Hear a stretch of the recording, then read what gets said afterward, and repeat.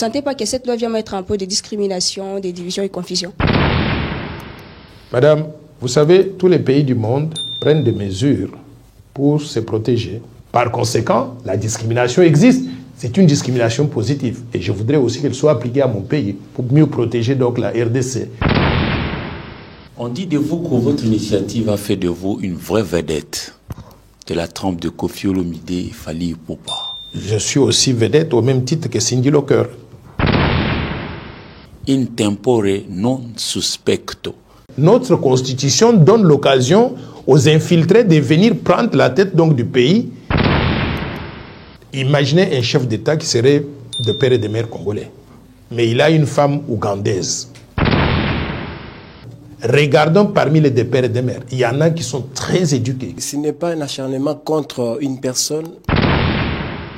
Quand vous posez une question, allez jusqu'au bout. Pour occuper un poste de souveraineté tel que j'ai mentionné, il faut avoir fait l'université au moins.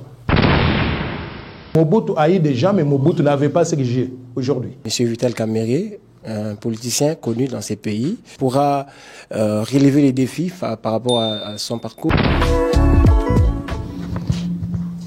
Nouveau jour, nouvelle ère. Mesdames et messieurs, c'est un nouveau numéro de votre émission Tribune. Votre émission entrevue, une tribune d'expression qui vous emballe dans divers sujets. Comme vous le savez, en fait, aujourd'hui, le numéro d'aujourd'hui est consacré à la loi Tchani qui fait bouger le monde aujourd'hui et la proposition de loi étant controversée. Cette loi a été classée parmi les matières à traiter à l'Assemblée nationale, à traiter à la session parlementaire de mars 2023 à l'Assemblée nationale, juste après la rencontre de Noël Tchani, l'initiateur de cette loi, avec Christophe Mbosso. Alors, on ne va pas seulement s'atteler ou s'arrêter sur la proposition de la loi Noël Tchani. On va aussi toucher à la sécurité, l'insécurité qui continue à sévir à dans l'est de la République démocratique du Congo. On va aussi parler économie pour essayer un peu de relever le problème économique auquel le pays est en train de faire face aujourd'hui. Alors, à la présentation du numéro d'aujourd'hui, à la présentation de ces numéros, je ne suis pas seule. Je suis accompagnée de mes confrères qui sont tout juste là en face de moi. J'ai Paulin Kalamba, Eric Izami et Georges Mapoko qui j'ai dit bonjour. Bonjour madame, bonjour. Alors, notre invité du jour aujourd'hui, il s'agit bel et bien de Noël Tchani, initiateur de la loi, qui est controversée aujourd'hui, la loi qui est en train de faire bouger le monde. En fait, j'ai dit aussi bonjour et bienvenue sur ce plateau. Merci de me recevoir ici.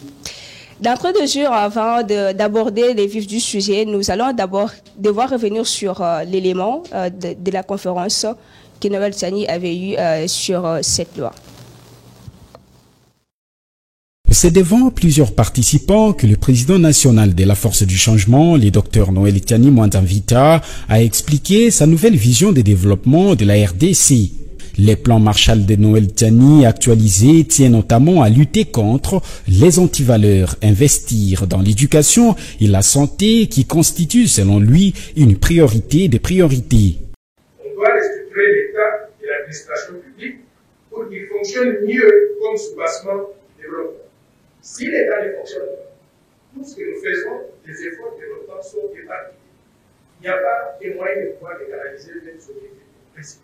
Restructurons l'État et ayons un État qui fonctionne et une administration publique de qualité. Ce que nous avons dehors là, c'est une distraction. Ça ne fonctionne pas. Et nous devons avoir le courage de le dire en face. Personne d'autre ne viendra le dire. Il ne faut pas attendre qu'un président français vienne ici pour nous dire que ça ne marche pas là. Et cette nouvelle vision de développement évaluée à 1000 milliards de dollars américains d'investissement direct va donc créer des emplois et donner un pouvoir d'achat à la population congolaise. Nous devons promouvoir l'autosuffisance alimentaire par le développement, la modernisation et la mécanisation de l'agriculture, de l'élevage et de la pêche à travers des partenariats avec le secteur privé et aussi la promotion d'une chaîne des parcs agro-industriels.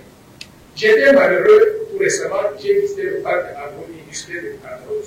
Waouh! C'est un scandale. C'est grand comme tout. Et j'ai vu des tracteurs abandonnés. Je me suis dit, mais comment on allait arriver là? Et quand j'entends les montants qui ont été mis en jeu là-bas, 400 millions de dollars environ, je me suis dit, il y a quelque chose qui ne va pas avec nous. Moi, je pense que son projet dans le salaire, et il en faut plusieurs comme ça sur l'état du territoire national. Mais on ne doit pas les faire comme état de propriété de l'État. Il faut que l'État arrive à définir des partenariats avec des privés congolais pour pouvoir donc les aider afin qu'ils développent ces parcs agro-industriels qui deviennent productifs. On va augmenter considérablement la production agricole de l'élevage et de pêche. Ce système-là, je l'ai vécu personnellement où Noël Tchani et Mouadjan Vita, ancien candidat à l'élection présidentielle de 2018 et natif d'Nganda Jika, dans l'ancienne province du Kasaï oriental, actuellement Lomami. Il a en fait étudié le leadership et la gestion à la Harvard Business School et a obtenu un doctorat en économie avec spécialisation en banque et finance de l'Université Paris-Dauphine. Après un bas dans les secteurs bancaires et les marchés financiers de l'Université Adelphi à New York. Noël Tchadi, alors qu'est-ce qui vous avait d'abord motivé à initier cette loi? D'abord, je voudrais remercier de l'intérêt que vous portez à cette proposition de loi. Qu'est-ce qui m'a motivé à initier cette proposition de loi? C'est que, en tant que Congolais, j'ai constaté que depuis un certain temps, notre pays est en train de se désintégrer.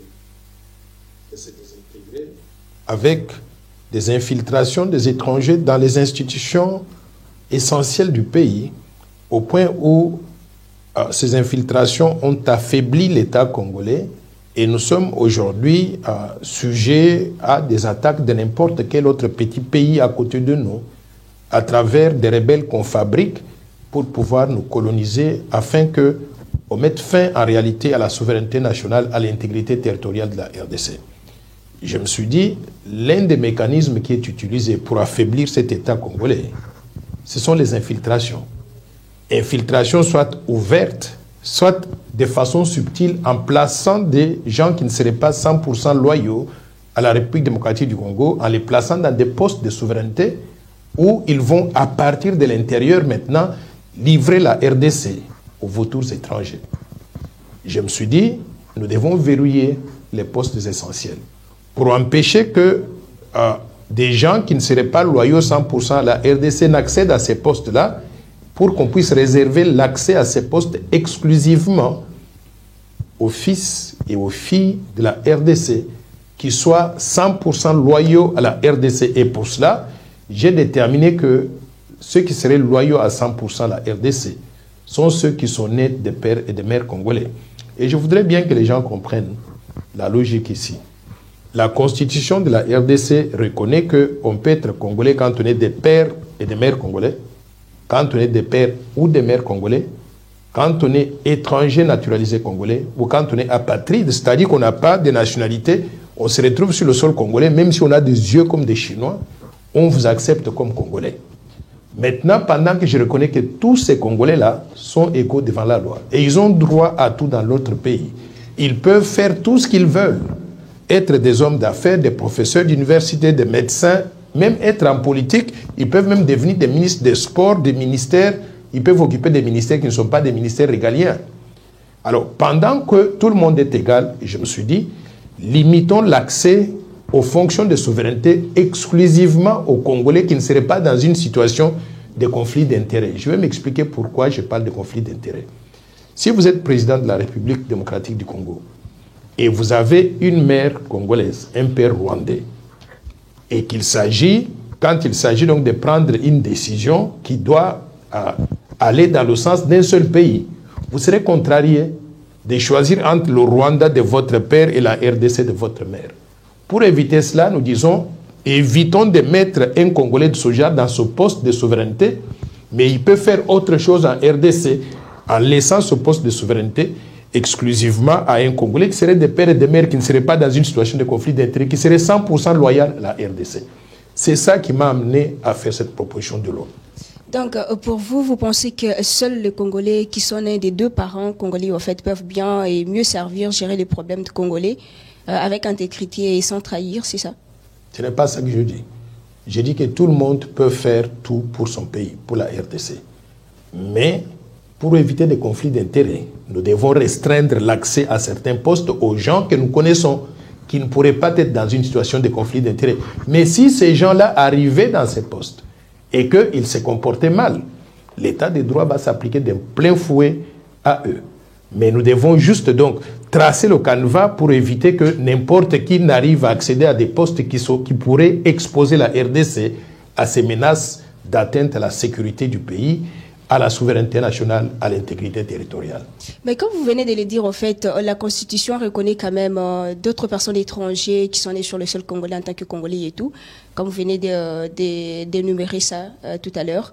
Et maintenant, entendre votre loi, c'est comme si pour vous, sont Congolais, des vrais Congolais qui sont nés des deux parents Congolais, en fait. Vous ne sentez pas que cette loi vient mettre un peu de discrimination, de division et confusion? Madame, vous savez, tous les pays du monde prennent des mesures pour se protéger, pour se prémunir contre les atteintes à la souveraineté nationale. Tous les pays du monde. Et je vais vous donner deux exemples qui sont frappants. Le premier exemple, c'est la Tunisie.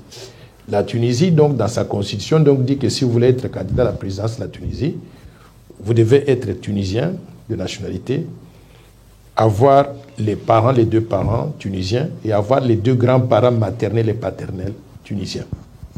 Je prends le deuxième exemple, c'est la Zambie.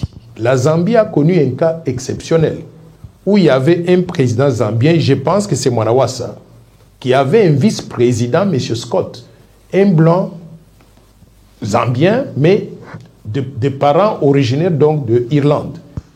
Le président zambien meurt en poste. Les Zambiens se réveillent un matin avec un monsieur à la télévision qui était un blanc, qui dit qu'il est président de la Zambie. Les Zambiens ont dit, ah bon? On lui a dit, tu peux assurer la transition, organiser les élections, mais tu ne peux pas être candidat à la présidence. Ils ont même modifié la constitution. La constitution de la Zambie aujourd'hui, elle dit quoi? Pour être candidat à la présidence de la République, vous devez être zambien de nationalité et avoir les deux parents zambiens d'origine. Ça veut dire l'équivalent de père et de mère. Ça, c'est un deuxième exemple. Je peux mentionner plusieurs exemples comme ça. Donc, dans chaque pays, il y a une petite discrimination, mais c'est une discrimination positive pour protéger les intérêts du pays et s'assurer que le pays ne tombe pas dans les mains de n'importe qui. La plus grande démocratie du monde, les États-Unis d'Amérique. On dit que pour être candidat à la présidence, il faut être né sur le sol américain. Il y a, à travers cette loi-là, on a exclu à peu près 125 millions d'Américains sur 350 millions. 125 millions d'Américains, c'est à peu près, disons, près de 45-50%. Dans cette catégorie des gens qu'on a exclus, on trouve des éminentes personnalités, comme Henry Kissinger, qui était secrétaire d'État américain, le plus célèbre des diplomates américains, comme Madeleine Albright, elle était aussi secrétaire d'État, comme Arnold Schwarzenegger, qui était devenu gouverneur de l'État de Californie. Tous ces trois Américains-là, on leur dit, vous avez rendu des services extraordinaires aux États-Unis d'Amérique, mais vous ne pouvez pas devenir président donc, des États-Unis pour éviter que vous soyez dans des situations de conflit d'intérêts, où vous serez tenté de décider, de choisir entre les États-Unis et les pays où vous étiez né. Par conséquent, la discrimination existe. C'est une discrimination positive. Et je voudrais aussi qu'elle soit appliquée à mon pays pour mieux protéger donc la RDC contre des menaces sur la souveraineté nationale. Eric, vous avez un mot? Alors, professeur Noël Tchani, on dit de vous que votre initiative a fait de vous une vraie vedette de la trempe de Koffi Olomide et Fally Ipupa. Qu'est-ce que ça vous fait? Vous avez oublié peut-être ma chanteuse préférée. Je suis aussi vedette au même titre que Cindy Locker. Si cela est le cas, et pour une bonne raison, tant mieux. Je ne cherchais pas à être une vedette. Je voulais aider mon pays. Et si aujourd'hui les gens peuvent penser que je suis une vedette, au même titre que Fally Ipupa que j'admire, ou bien Koffi Olomide qui est un ami, tant mieux. Et j'estime que nous devons collectivement, chacun de nous, travailler pour bien sécuriser notre pays, afin que ce pays-là, qui nous a été légué par nos parents, qui nous a été légué par Patrice Emery Lumumba et Simon Kimbangu. Je salue d'ailleurs la mémoire de Simon Kimbangu aujourd'hui. C'est la fête dédiée donc à son nom. Voilà quelqu'un qui a passé toute sa vie pour prôner l'émancipation de l'homme noir, l'émancipation de l'homme congolais. Et si je peux émanciper aujourd'hui les Congolais à réaliser que la souveraineté nationale, c'est un bien précieux que nous devons protéger collectivement, tant mieux. Alors, professeur, en réalité, votre initiative n'est pas mauvaise en soi. Mais le problème, c'est la plupart des Congolais voudraient que ces sujets soient évoqués in tempore non suspecto. Pourquoi est-ce que ces sujets reviennent un peu souvent, de manière cyclique et à la veille des élections? Et l'on dit que ça pourrait être un sujet qui va mettre encore l'huile au feu. Non, pas du tout. Je vais vous dire que d'abord, il n'est jamais trop tôt ou trop tard pour bien agir. J'étais aux États-Unis d'Amérique. Quand j'ai déclaré que je voulais être candidat à la présidence de la RDC, on a fait des affiches de ma candidature. Une photo, belle photo, je vais vous l'envoyer peut-être après cette interview. Une belle photo de Noël Tchani. Et au bas, c'était marqué « Dr Noël Tchani Mwadianvita, candidat à la présidence de la République démocratique du Congo, 100% congolais et loyal à la RDC ». C'était en 2016 que j'ai fait cette photo-là. Vous savez quoi? Si les Congolais étaient éveillés suffisamment, conscientisés suffisamment, on allait faire passer cette loi depuis très longtemps. Il n'y aurait pas de suspicion. Alors, parce qu'ici, nous sommes habitués à traîner les pieds, Quand j'ai déposé le premier projet de loi Tchani à l'Assemblée nationale, aux côtés de l'honorable Nsingi Pululu Cerveau Pichou, à qui je voudrais rendre hommage pour sa détermination à la cause nationale. Quand on a déposé ce projet de loi ensemble, en juillet 2021, il n'y avait aucun candidat déclaré à la présidence de la République. Il n'y avait pas de suspicion. Il y a des gens qui se sont précipités par la suite pour aller se déclarer candidat à la présidence de la République. Comme ça, ils vont dire à la face du monde, et voilà, je suis candidat, donc cette proposition de loi, c'est pour me faire la guerre. Vérifiez bien qu'en juillet 2021, il n'y avait aucun candidat déclaré. Donc, il n'y avait pas de suspicion. Si le pays marche tellement lentement et que les gens prennent du temps pour faire quoi que ce soit, ce n'est pas de ma faute. Alors maintenant, je vais vous dire pourquoi il faut le faire maintenant. Je vais répondre à cette question avec une anecdote. Vous êtes un père de famille ou une mère de famille. Vous habitez une maison qui est une chaumière. Une chaumière, c'est les maisons qui sont faites en paille, en chaume. Mais cette maison se trouve au milieu de la forêt équatoriale.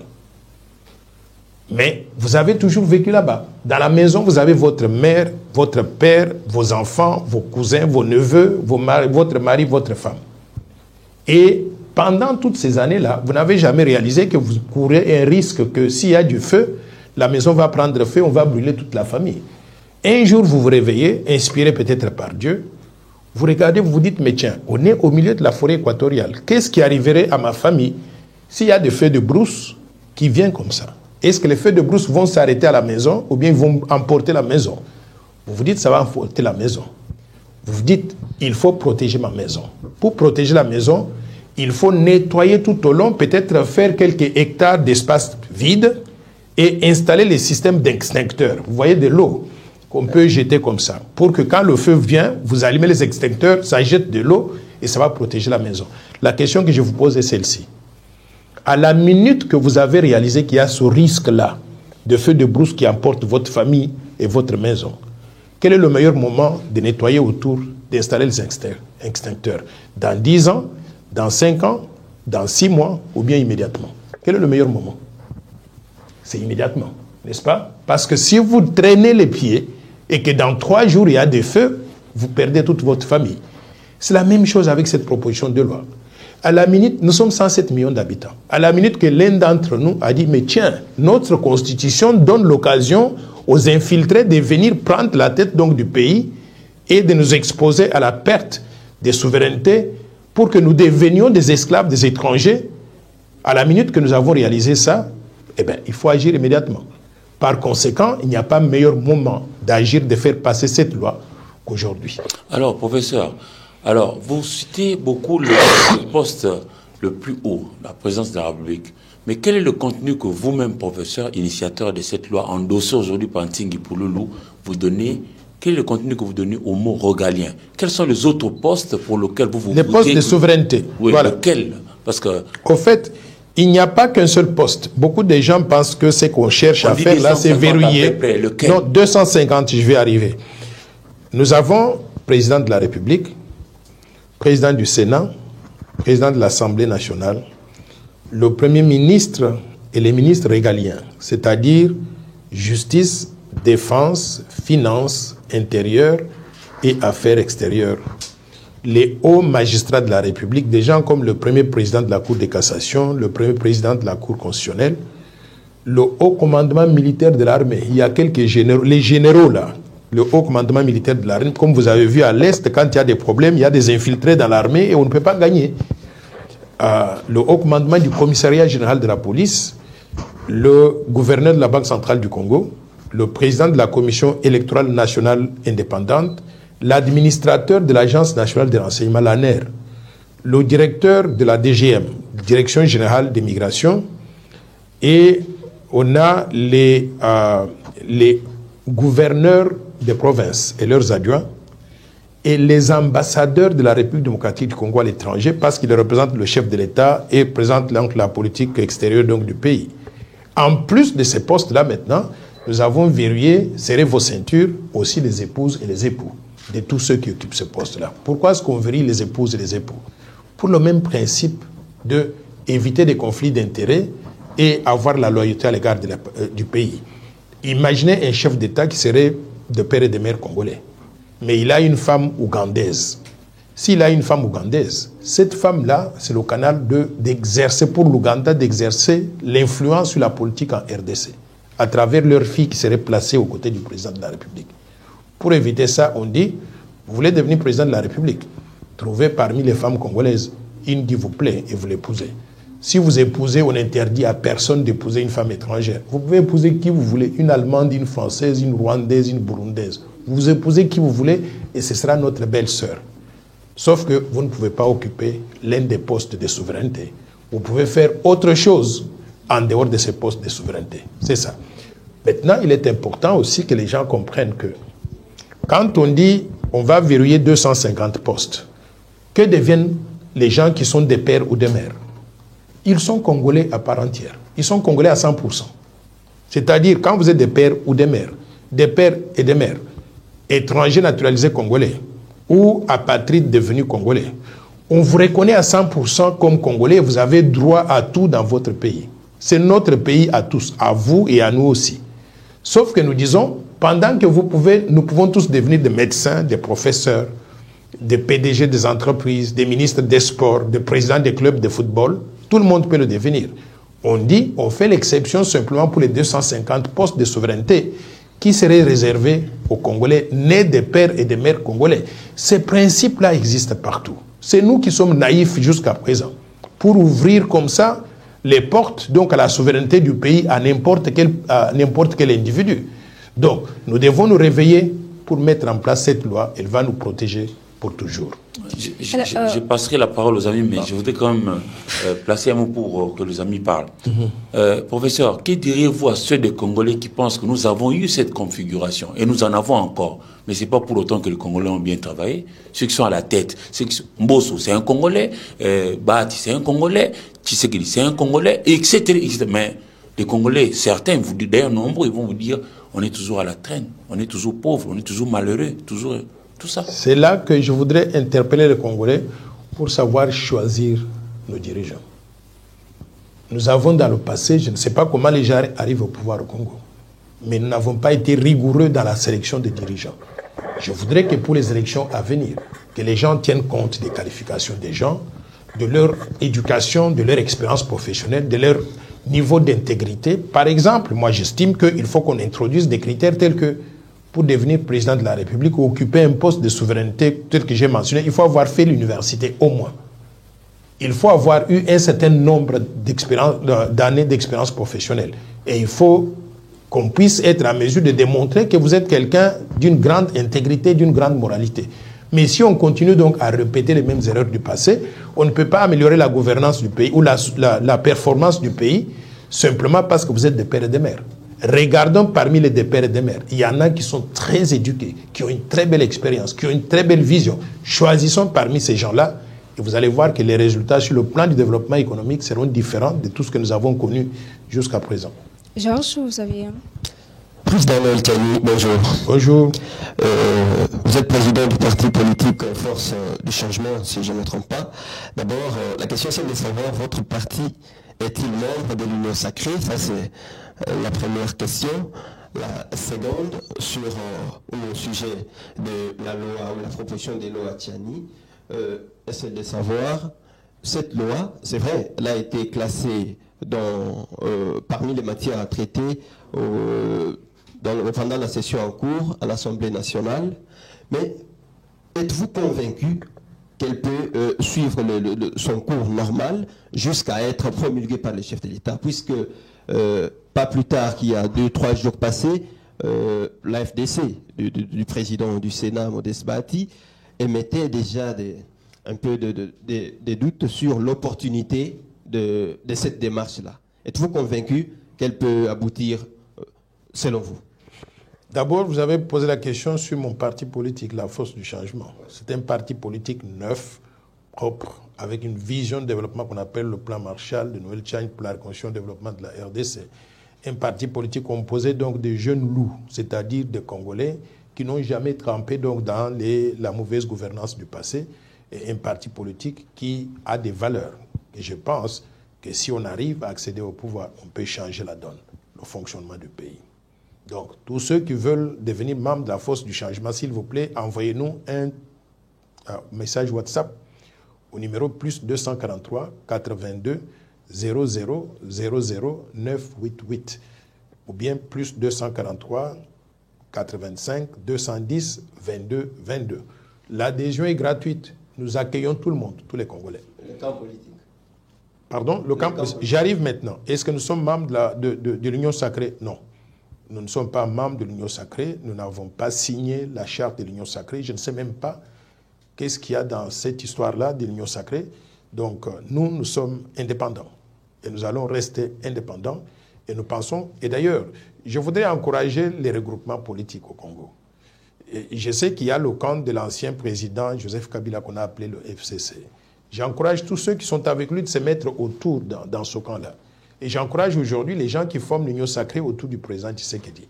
Et je voudrais qu'en face de ces deux camps-là, qu'il y ait maintenant les jeunes loups, la force du changement. La force du changement qui va regrouper tous ceux qui ne se retrouvent pas dans le camp de Kabila ou bien dans le camp de M. Tshisekedi. Et en ce moment-là, chacun de ces trois regroupements politiques peuvent offrir au peuple congolais trois visions de développement.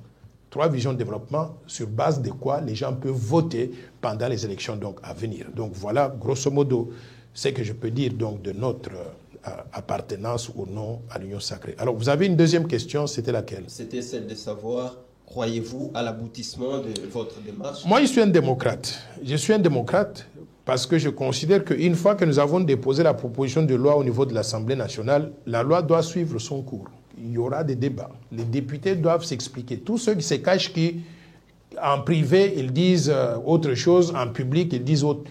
Nous allons les voir en direct à la télévision. On va demander à ces députés de se prononcer. Une fois qu'il y a des débats pour ou contre, il y aura vote. Je viens de voir tout à l'heure un sondage qui est mené sur les réseaux sociaux. 90% des gens sont pour la loi. Moi, je suis convaincu que quand il y aura vote au niveau de l'Assemblée nationale, la loi va passer, elle va passer avec plus de 90% des voix. Par conséquent, je suis très optimiste. Il ne faut pas suivre les gens qui sont en train de mettre des réserves pour créer la confusion dans les têtes des gens. J'ai suivi cette dame-là, qu'on appelle Bintou Keïta, représentante de la MONUSCO, qui se prononce contre une proposition de loi. Je voudrais d'abord qu'on rappelle aux Congolais que la MONUSCO était venue ici pour maintenir la paix au Congo. Ils ont tout fait sauf maintenir la paix. Par contre, on entend des camions de MONUSCO qui se renversent, on trouve des minéraux dedans. Et on a vu à Kassindi ce qui est arrivé, la MONUSCO qui tire même sur la population civile, au point où la population est en train de réclamer le départ de la MONUSCO de la RDC. Je veux que nous puissions prendre ça au sérieux. Ce pays-là n'appartient pas à la MONUSCO. La MONUSCO fait partie du problème aujourd'hui. Elle abandonne sa mission première de maintien de la paix et elle veut maintenant faire la politique intérieure. Il est temps que Bintou Keïta soit rappelée à Washington, qu'elle puisse nous laisser la paix, mais aussi qu'elle ne puisse pas intervenir dans les affaires intérieures. Je voudrais dénoncer le système des Nations Unies qui semble avoir ce qu'on appelle en anglais double standard, c'est-à-dire des standards doubles. Ici au Congo, les Nations Unies, à travers la MONUSCO, semblent s'opposer à une loi qui veut que les nationaux des pères et des mères dirigent le pays. Mais la Tunisie, c'est un pays membre des Nations Unies. La Zambie, c'est un pays membre des Nations Unies. Pourquoi est-ce que dans ces deux pays-là, cette disposition existe et les Nations Unies n'ont jamais levé leur petit doigt pour dire non, qu'il s'agit donc de la discrimination. Mais ils lèvent leur petit doigt ici pour aveugler les Congolais. Je veux que la MONUSCO se taise.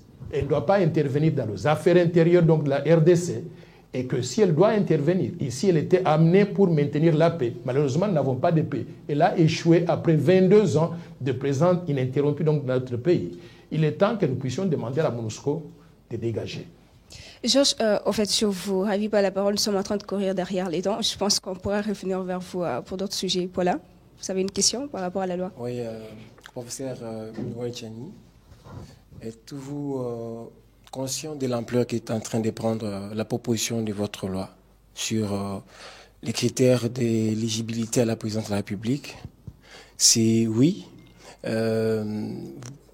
êtes-vous aussi préparé à ce que ceci puisse retourner peut-être mal au cas où il y a soulèvement, parce qu'il y a des frustrations, il y a certains Congolais qui ne sont pas d'accord, qui pensent que c'est, surtout en ces moments, ce serait une façon de les écarter de la course ou de pouvoir les empêcher d'occuper certains postes comme vous les avez énumérés, alors qu'ils sont déjà politiciens en République démocratique du Congo, ils sont déjà généraux, ils ont fait la carrière dans ces pays depuis des années et des années.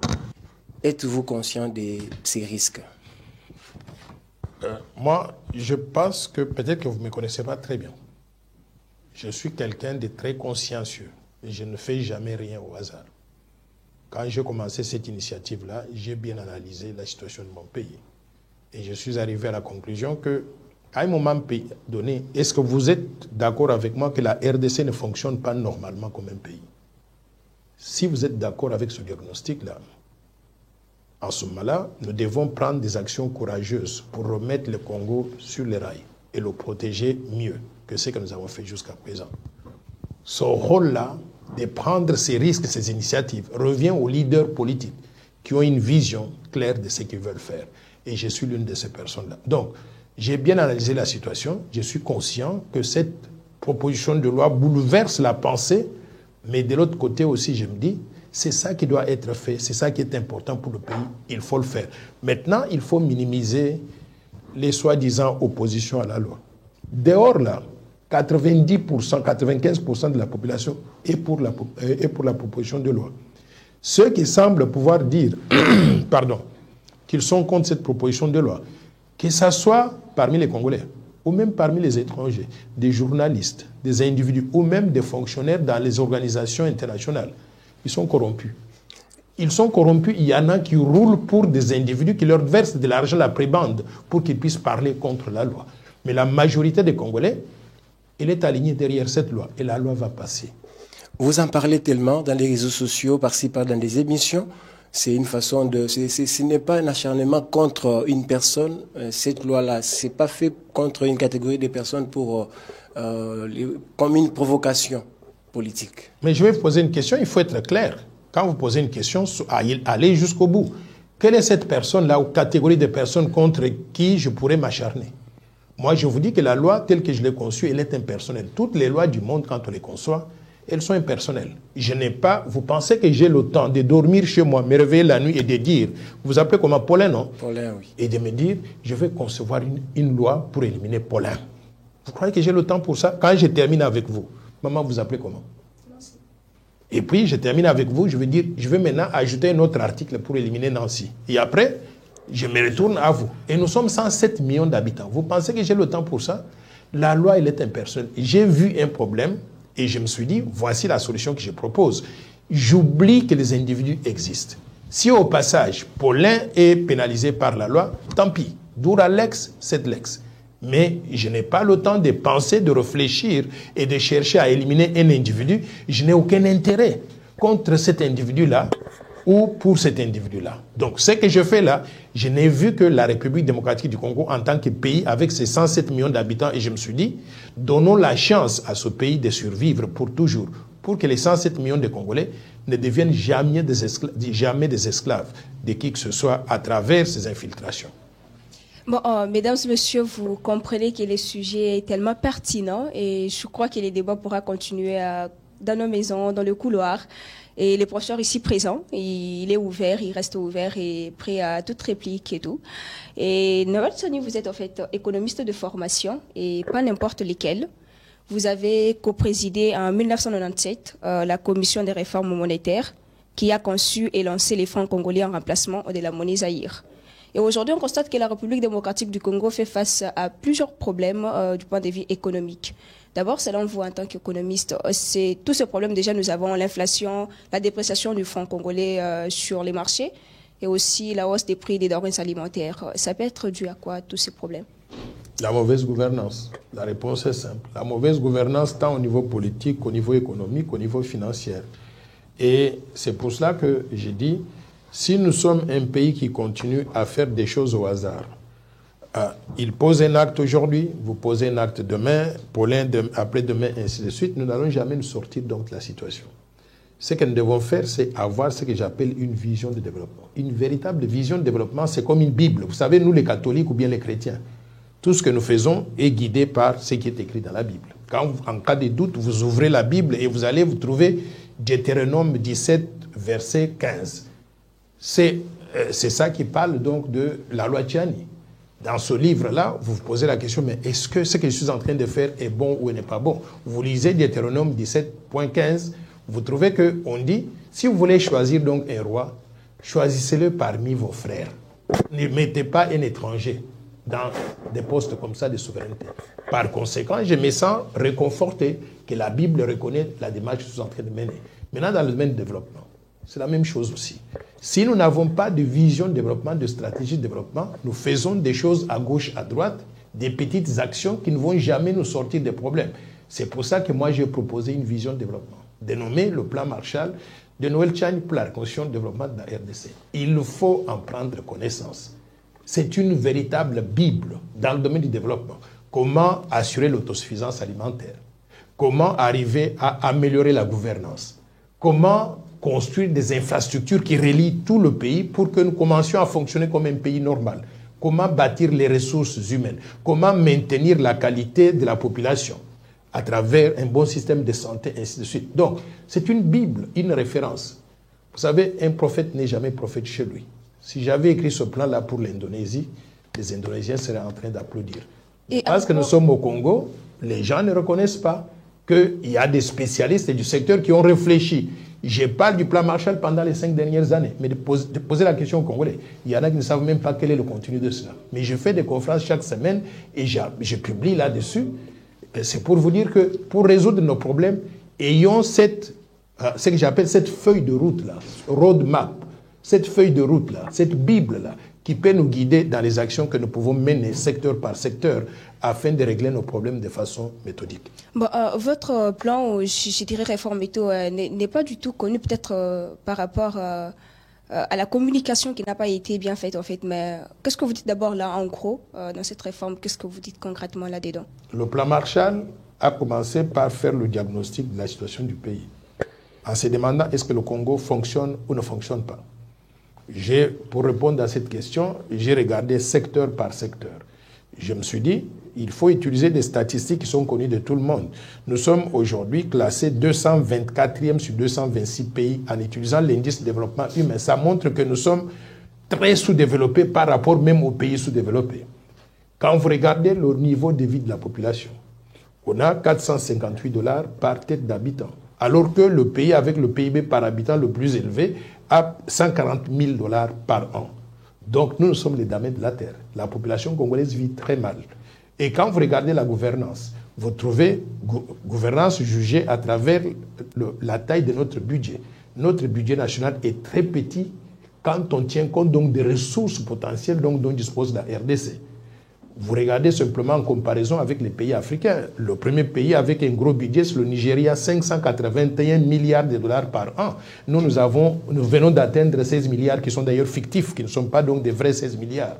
Alors, quand vous regardez tout ça, je suis arrivé à la conclusion que ça ne marche pas.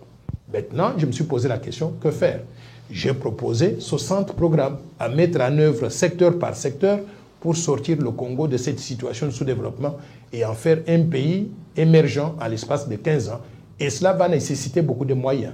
On a fait un budget pour cela, 1 000 milliards de $ à mettre en œuvre sur une période donc de 15 ans pour augmenter le PIB par habitant de 468 $ aujourd'hui à 15 000 $ au moins en 15 ans et surtout créer des emplois et des opportunités pour tout le peuple congolais. Aujourd'hui, nous avons 90% de la population active au chômage. Notre plan envisage de créer des emplois et des opportunités pour chacun des Congolais à l'espace de 15 ans. Eric? Professeur, merci de vos éclaircissements, mais je voudrais poser une question. Vous évoquez la Bible, mais la même Bible nous raconte aussi l'histoire de Moïse. Moi, j'ai visité l'Égypte, le Caire.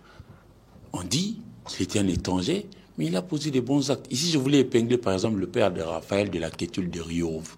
C'est un Belge qui nous a laissé, nous, Kinshasa, par exemple, plusieurs écoles, plusieurs structures qui nous sont utiles jusqu'aujourd'hui. Et puis, vous êtes un érudit, quelqu'un qui a été à l'école et à la bonne école. Pourquoi est-ce que tout ce que vous incarnez comme bien pour ce pays, vous n'arrivez pas à faire fléchir ceux qui sont là dans la direction de nous apporter la paix, les développements tant attendus?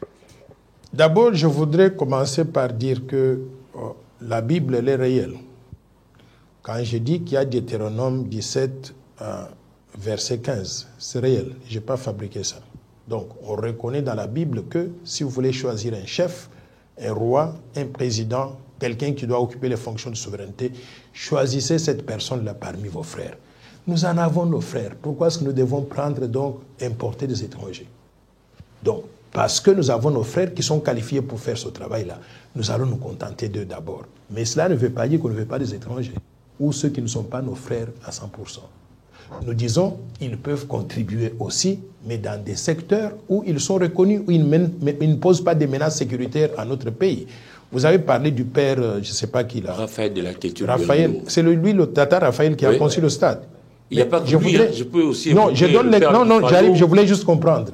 Donc, ce père Raphaël là, salute, je voudrais saluer sa mémoire. Mais j'ai connu aussi un père directeur, Joseph Van Doren, qui a dirigé l'école en Ganajika, le collège Saint-Georges, d'où je suis sorti. Quelqu'un de grande valeur. Et on a vu qu'il s'est dépensé coréam pour que nous puissions devenir ce que nous sommes aujourd'hui.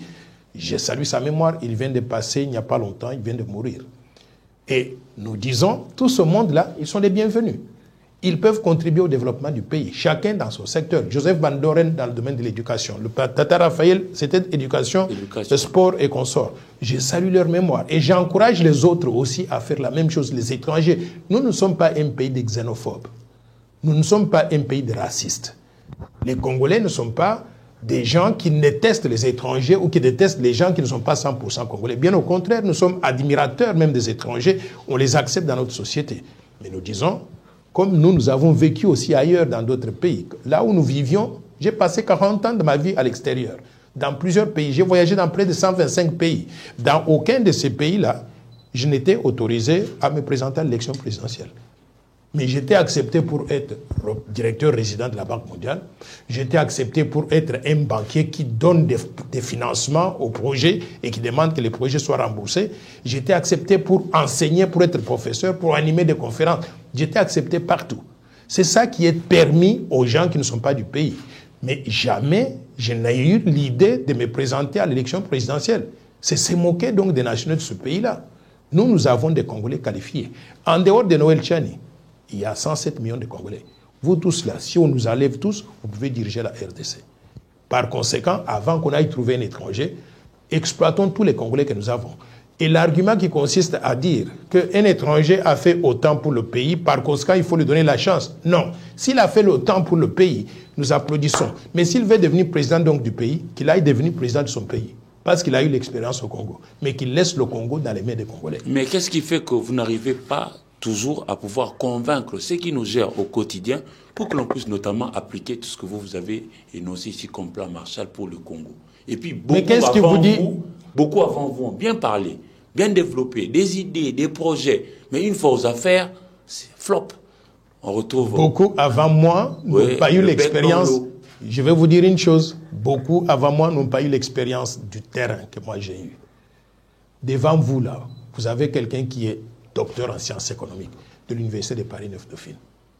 Vous avez quelqu'un qui a MBA en banque et marché financier de New York, de Wall Street. Vous avez devant vous quelqu'un qui a été à Harvard pour faire des études postdoctorales en leadership et management. Vous avez devant vous quelqu'un qui a eu 10 années d'expérience professionnelle en tant que banquier commercial, banquier d'investissement à New York.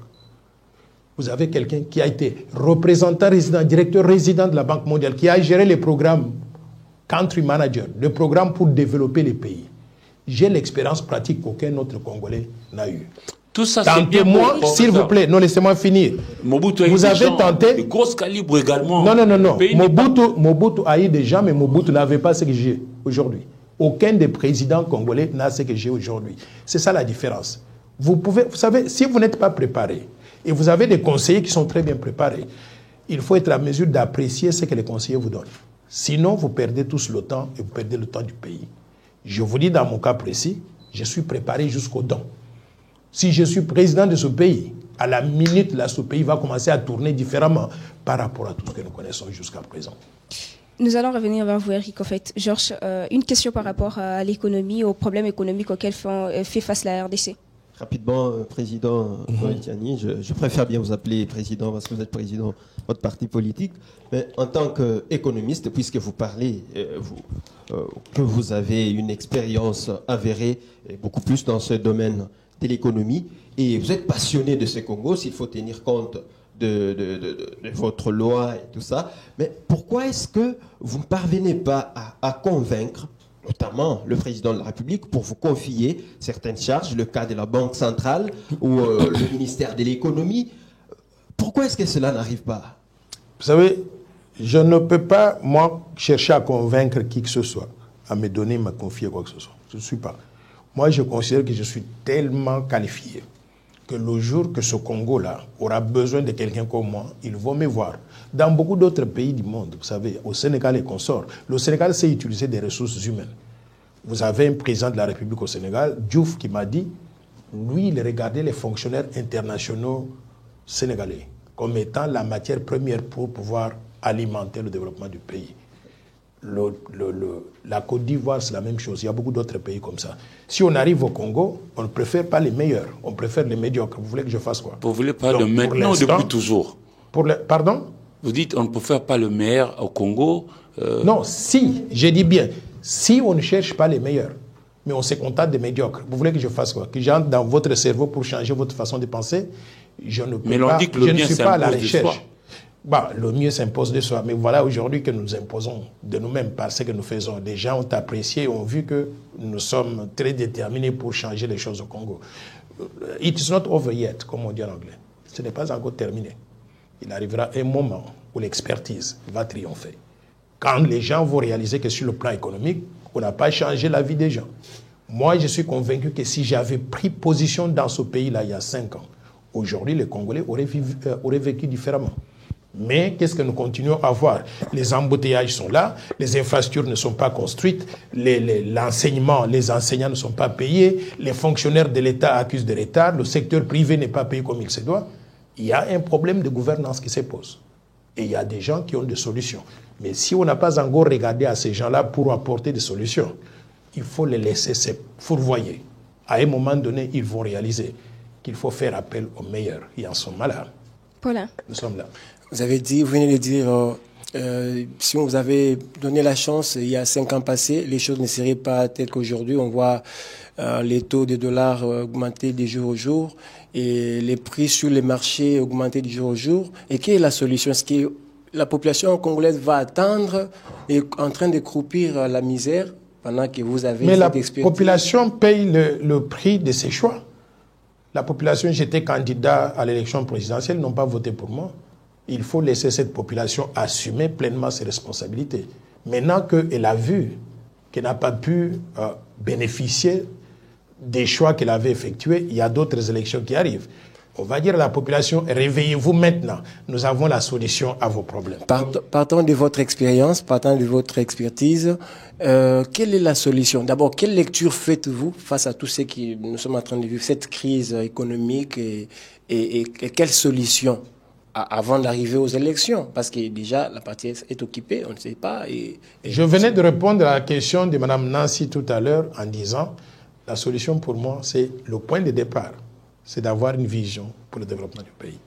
Il ne faut pas venir sur le terrain et commencer à mener des actions isolées une à une espérant que ça va donner des résultats. Le point de départ, c'est de concevoir une vision, une Bible que vous allez suivre, une feuille de route. Et cette Bible-là, je l'ai conçue. Ça s'appelle le plan Marshall. Mais enfin, de Noël Tchani pour le peuple d'abord. Bon, c'est vous qui connaissez donc le contenu de cette vision-là. Moi, j'ai ma vision qui est le plan Marshall de Noël Tchani pour la reconstruction et le développement de la RDC. Je peux vous la décliner, cette vision, à tout moment. Si vous connaissez donc la vision donc, de peuple d'abord, c'est très bien, je salue ça.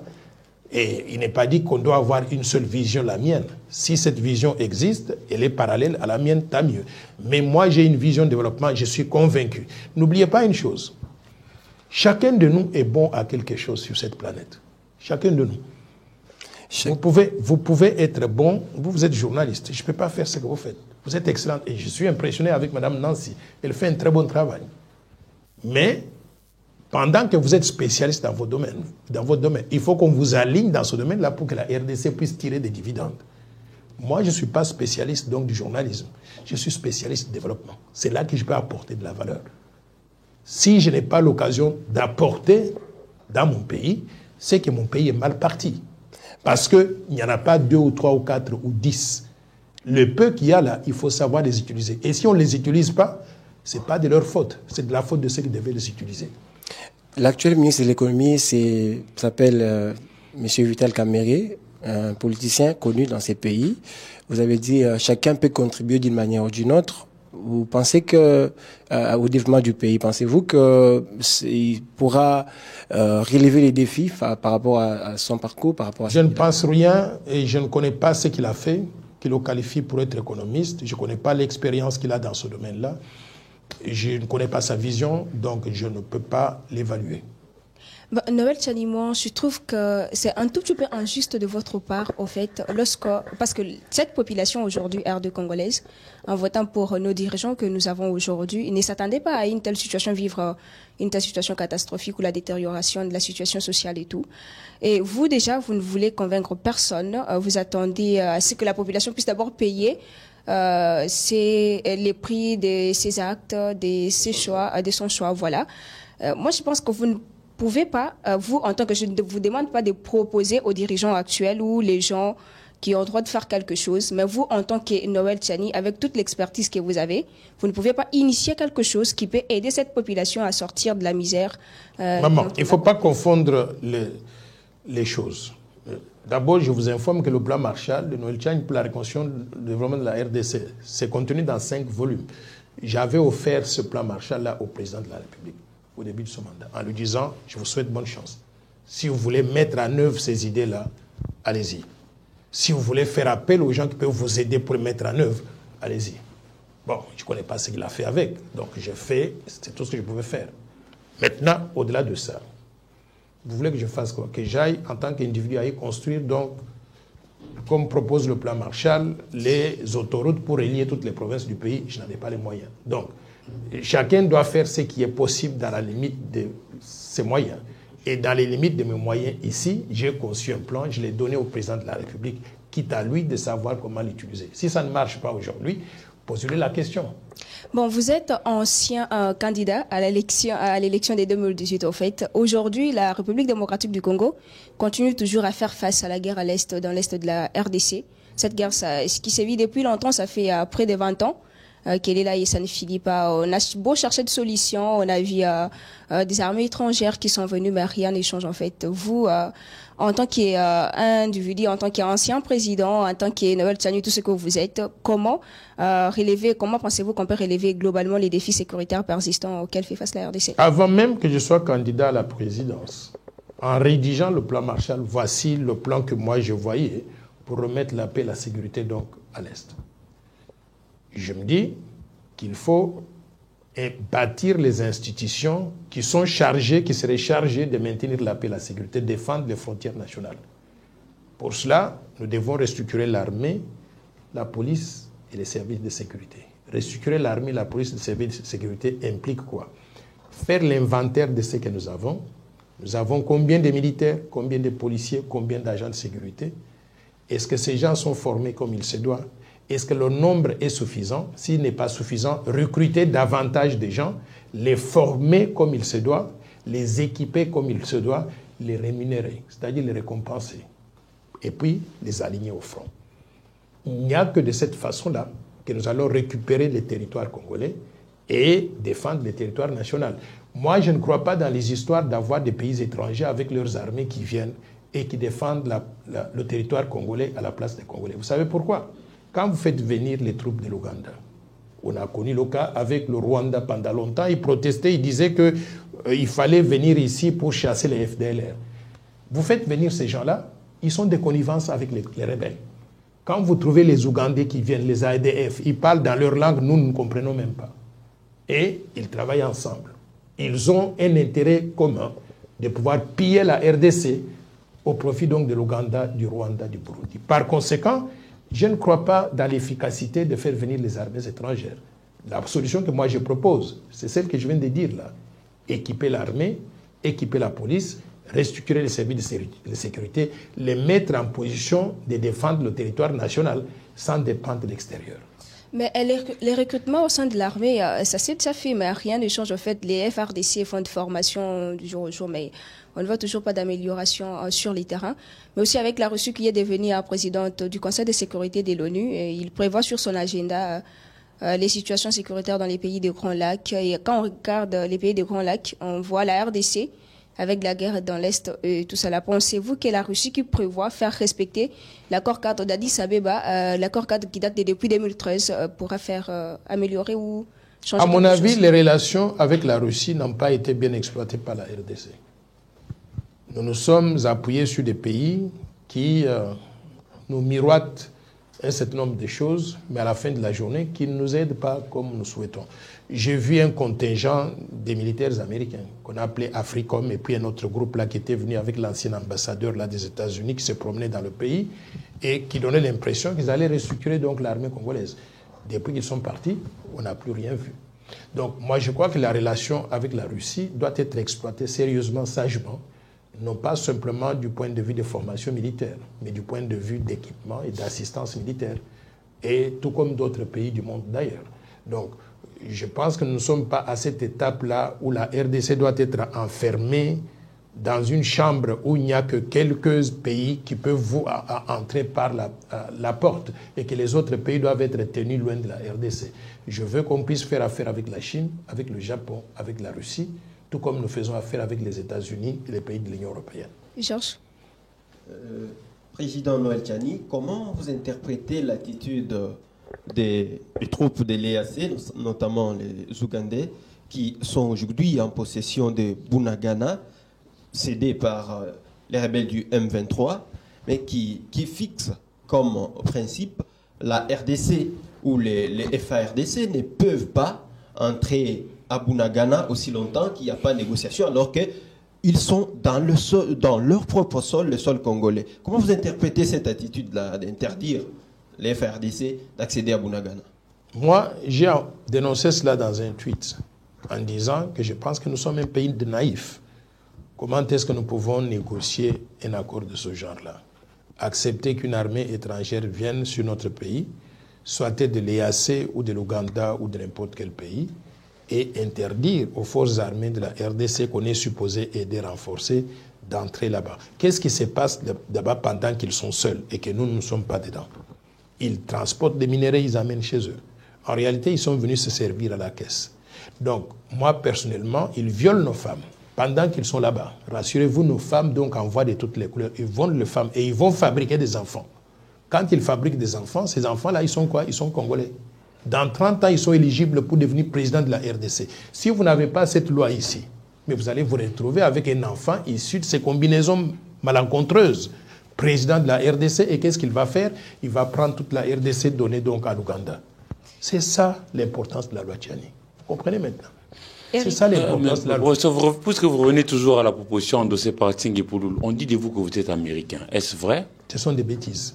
Je n'ai pas le temps de passer là-dessus. Ce sont des bêtises. Alors, quand vous avez vu les passeports qu'ils avaient publiés en 2018, parce que cette histoire-là a été publiée en 2018, ce passeport-là, il y avait Noël Tchani qui portait des lunettes, n'est-ce pas?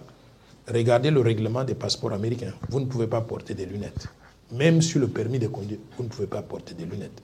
Donc, ce sont des bêtises. Ce sont des passeports fabriqués en Zambie par des Italiens et des Grecs. pour la consommation des Israéliens. Voilà une dernière question pour clôturer, en fait. Les temps de fin de faux. Oui, qu'est-ce qu'on fait de nos compatriotes, mais qui sont restés longtemps à l'étranger et qui se sont naturalisés? Je le dis pourquoi. L'article 10 de notre Constitution dit que notre nationalité est une et exclusive.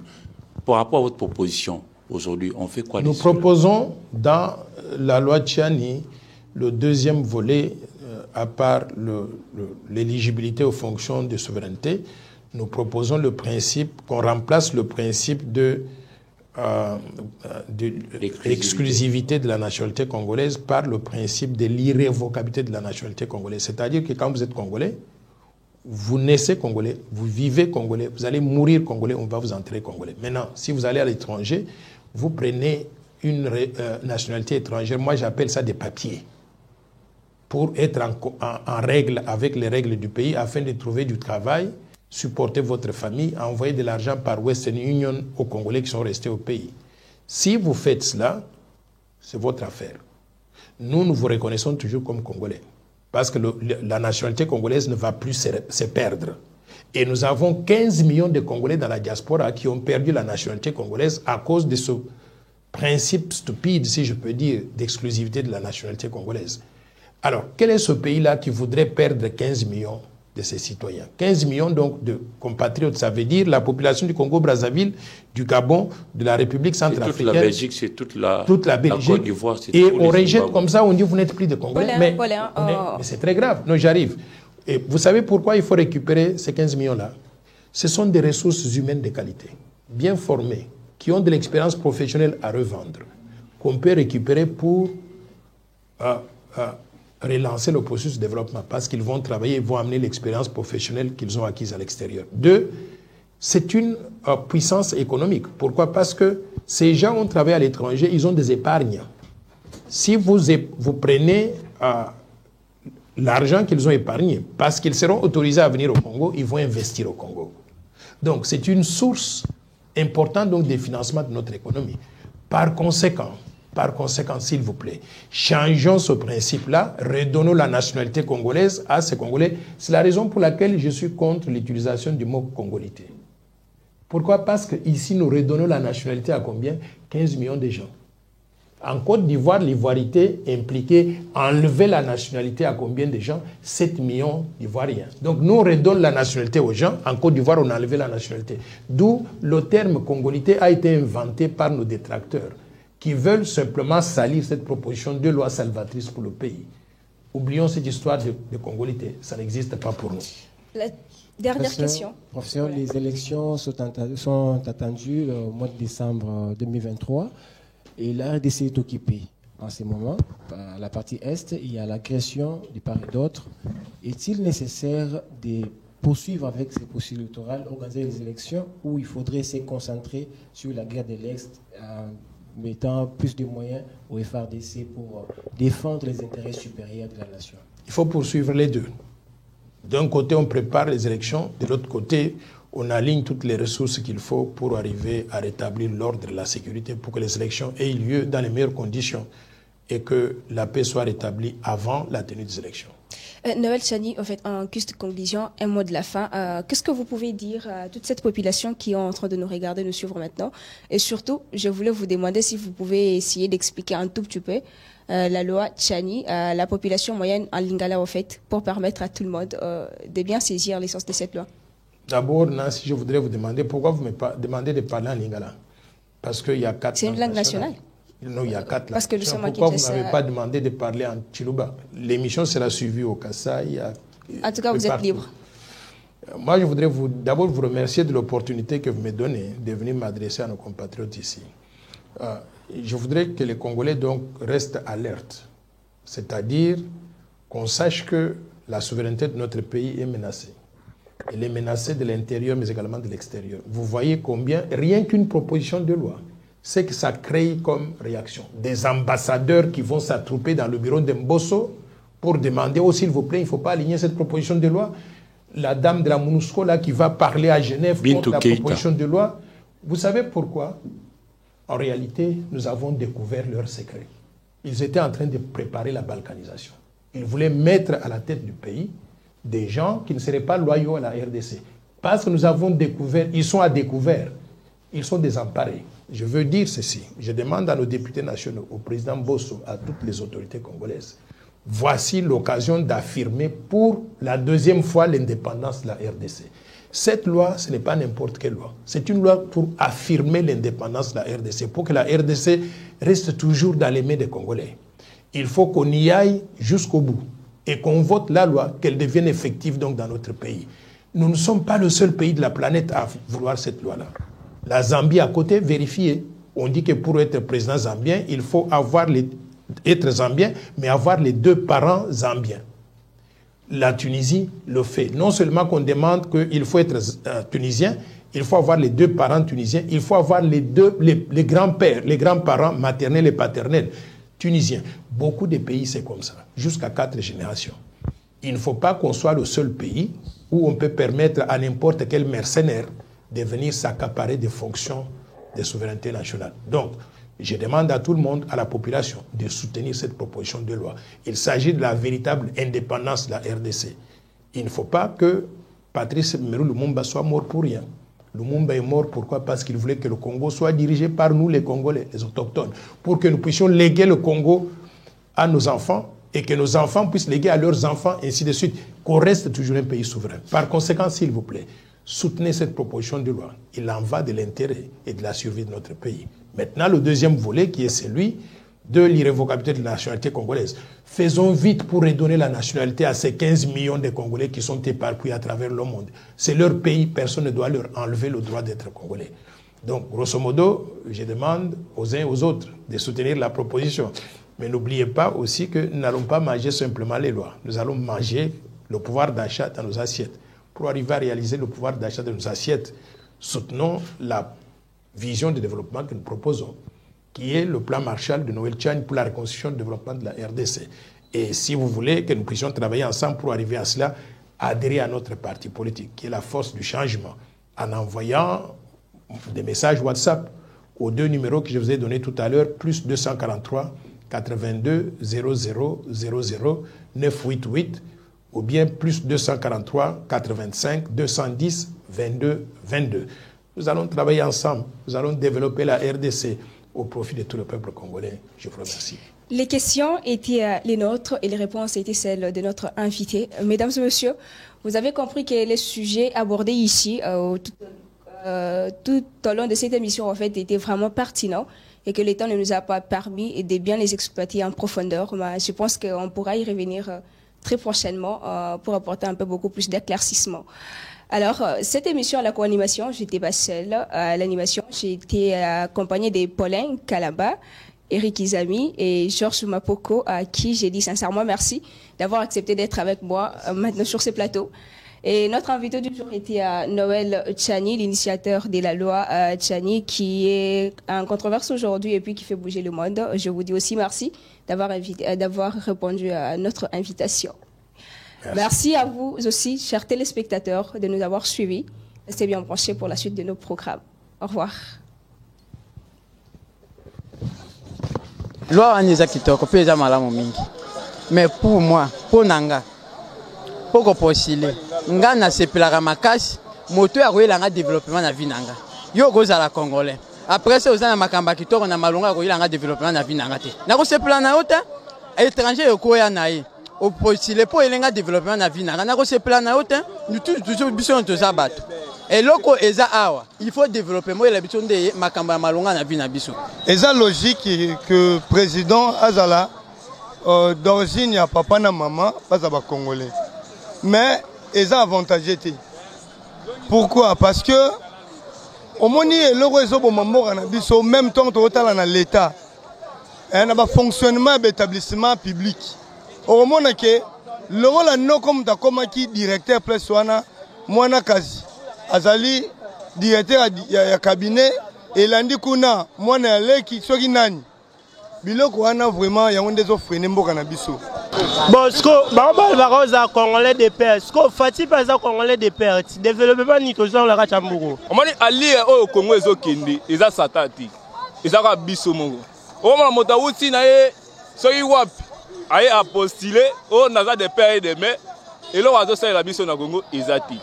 tozomona o mabe taketa babimisi lwana o muta postulé azalaka père et de mère azalaka congolais mais tomona o buzo boyesalama trop au moins mutu aza ne congolais 100% mais aonyokola biso mpe bacongolais kaka tomona yango ndeti tokotanga te bato mosusu batala baposte na mboko baa bacongolais à 100% mais baokipe biso bapopulation te ebele oyo tozali kolanda oyo baza de père de mère te bazoyiba bazosala association na bapays mosusu bazoyiba Congo osomwa ntango bazoyiba Congo bavérifie bien que de père de mère nde ezali bien mpona kozwa bandeko baza koloba oyo balobi oyo fati baloba mpona fati te mpo biso nyonso tozali koyoka ke bapesi ye bokonzi ya kopesa nano azwi mokonzi te moni kaka bato oyo baolobaki mpona moto apostele azala de père et de mère congolais ezaka bango nde baza wana kaka bango na bango babanda koluka kotela biso baétranger na mboka.